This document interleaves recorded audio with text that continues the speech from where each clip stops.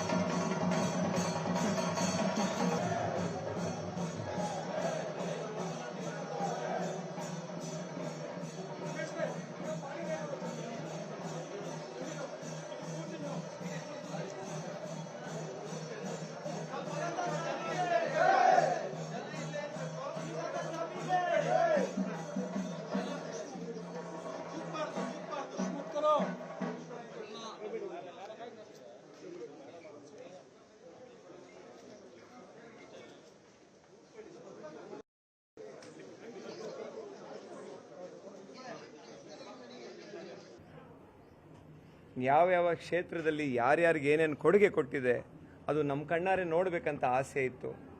ನಾವು ನೋಡಿದ್ದೀವಿ. ನಮ್ಮ ಅಪೇಕ್ಷೆ ಎಷ್ಟಿತ್ತು, ಅಪೇಕ್ಷೆಗಿಂತ 110 ಲಕ್ಷ ಟೈಮ್ ಜಾಸ್ತಿ ನಮಗೆ ಇದು ನೋಡಿಬಿಟ್ಟು ಖುಷಿಯಾಗಿದೆ. ನೀವು ಒಂದು ತುಂಬ ಒಳ್ಳೆ ಪ್ರಶ್ನೆ ಕೇಳಿದ್ರಿ, ಆರೋಪ ಅಂತ. ಆರೋಪ ಯಾರ ಮೇಲೂ ಯಾರಾದರೂ ಮಾಡಬಹುದು. ಆರೋಪ ಸಿದ್ಧವಾದರೆ ಮಾತ್ರ ಏನಾದರೂ ಪ್ರತಿಫಲ ಸಿಕ್ಕುತ್ತೆ.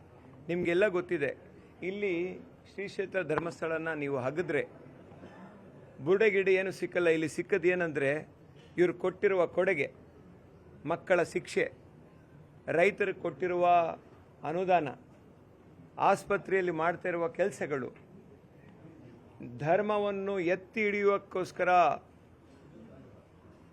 ಪ್ರಯತ್ನ, ಮತ್ತು ಪ್ರೀತಿ, ಪ್ರೇಮ ಮತ್ತು ಭಾವೈಕ್ಯತೆಯ ಭಾರತ ಸಿಕ್ಕುತ್ತೆ. ನಾನು ಏನೇನು ಅಪವಾದನೆ ಮಾಡಿದ್ದಾರೆ ನಮ್ಗೆ ಗೊತ್ತಿದೆ. ಈಗ SITಯಲ್ಲಿ ರಿಪೋರ್ಟ್ ಜಾರಿ ಆಗ್ತೈತೆ. ಮೊಟ್ಟ ಮೊದಲಾಗಿ ಆರೋಪ ಮಾಡಿದಾಗ CBI ಕೊಡಿ ಅಂತ ಹೇಳಿದ್ಯಾರು? ಪೂಜಾ ಖಾವಂತ್ರೆ. ಈಗ SITಯಲ್ಲಿ ಕೊಟ್ಟಿದ್ದಾರೆ, ಹೇಳ್ತಾ ಇದ್ದಾರಂತೆ ಈಗ ನಮಗೆ SIT ಮೇಲೆ ಭರೋಸೆ ಇಲ್ಲ, ಏನು ಅಮೆರಿಕದಿಂದ ತರಬೇಕಾ, FBI ತರಬೇಕಾ? ಸೊ ಇದ್ರ ಬಗ್ಗೆ ನಾನು ಈ 4-5 ಕಿಡಿಗೇಡಿಗಳ ಬಗ್ಗೆ ನಾನು ಏನು ಮಾತಾಡೋಕ್ಕೆ ನನಗೆ ಇಚ್ಛೆನೂ ಇಲ್ಲ. ಯಾಕಂದರೆ ನಾವು ಬಂದಿದ್ದೀವಿ ಈ ಪುಣ್ಯ ಸ್ಥಳಕ್ಕೆ. ನಮಗೆ ಏನು ಬೇಕಾಗಿತ್ತು ಅದು ನಾವು ನೋಡಿದ್ದೀವಿ. ನಮಗೆ ಮನಸ್ತೃಪ್ತಿಯಾಗಿ ಅಸೆಂಬ್ಲಿಯಲ್ಲಿ ನಿಂತ್ಕೊಂಡು ಮಾತಾಡಿದ್ರು. ಇದರ ಬಗ್ಗೆ ಸುದೀರ್ಘ ಕಾಲ ಚರ್ಚೆ ಆಯಿತು. ಕಾಲ ಚರ್ಚೆ ಆದಮೇಲೆ DCM ಅವರು ತಮ್ಮ ಬಾಯಿಂದನೇ ಹೇಳಿದ್ದಾರೆ ಇದು ಷಡ್ಯಂತ್ರ ಅಂತ.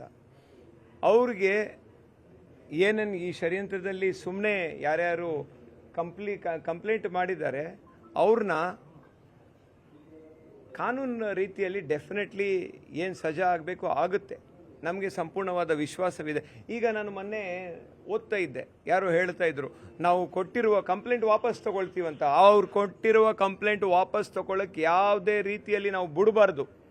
ಯಾಕಂದರೆ ನಾಳೆ ಒಳ್ಳೆ ಕೆಲಸ ಮಾಡ್ತಿರುವ ಸಂಸ್ಥೆ ಉಳಿಬೇಕು, ನಮ್ಮೆಲ್ಲರ ಮಕ್ಕಳು ಬೆಳಿಬೇಕು, ನಮ್ಮೆಲ್ಲರ ರೈತರು ಚೆನ್ನಾಗಾಗಬೇಕಂತ ಹೇಳಿದ್ರೆ ಯಾರು ಈ ಕ್ರಿಮಿನಲ್ ಮೈಂಡ್ ಇದೆ ಅವ್ರನ್ನ ನಾವು ಬಹಿರಂಗವಾಗಿ ಹೊರಗೆ ತಂದುಬಿಟ್ಟು ಅವ್ರನ್ನ ತೋರಿಸ್ಬೇಕು.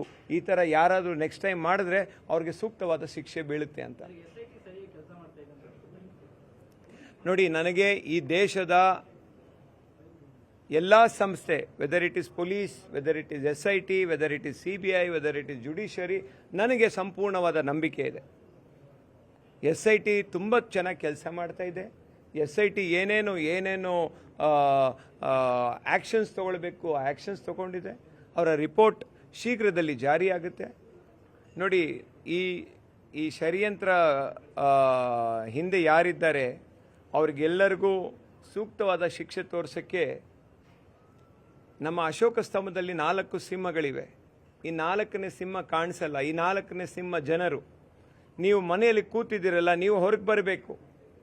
ಹೊರಗೆ ಬಂದ್ಬಿಟ್ರು ನೀವು ಕೇಳಬೇಕು.